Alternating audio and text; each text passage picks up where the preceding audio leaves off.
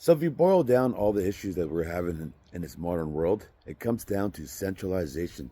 We have centralized banking, finance, education, pharma, media, and of course government.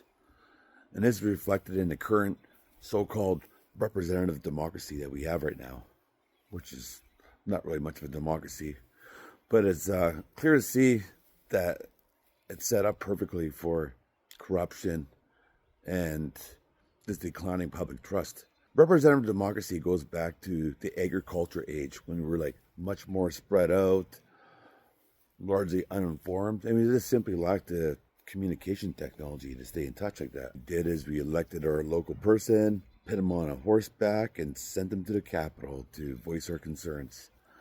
But now we're in the future and we can explore other options.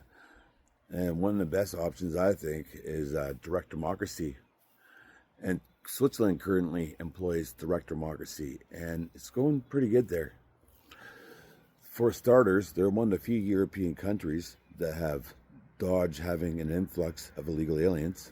They've also recently voted to constitutionally protect the use of cash, thus ensuring financial privacy, not allowing the state to have that ability to shut your finances off with a flick of a switch. So the way direct democracy works is it's basically like the free market of ideas, and ideas can compete. Me myself, I'm a huge fan of online debating because that's what it comes down to. You can put your claims down, put your facts down, and people can instantly verify them, and it really levels the playing field. So you don't have somebody that's got a huge stage presence or a huge following stealing the narrative, basically, right? So that's where I believe we need to go. That we got to address the centralization. It's the fuel for corruption, absolutely. All things tied back there, and as they say, absolute power corrupts absolutely. And representative democracy is a good example of that. Now, installing direct democracy in BC would be a hassle, of course. Like it'd be quite the thing, but we could chunk it. We could chunk it down a bit. And one of the best ways to do that is to reform the BC Referendum Act. So currently, a referendum can only be warranted by the cabinet. That needs to change.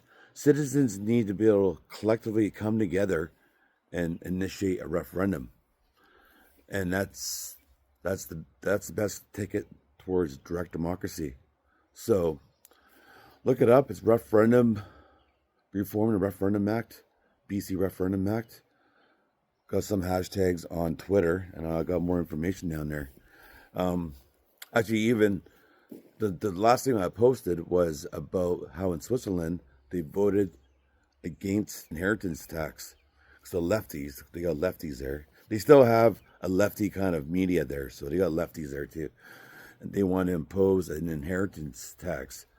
Of course, they always want their freebies. But the voters came out and they voted 75% against that. So that shows you the power of direct democracy in these open forums. That's true democracy, and that's what we need. All right, thanks for listening. And if you're interested in preserving your wealth through precious metals, let me know in the comments or message me. Until then, adapt and overcome.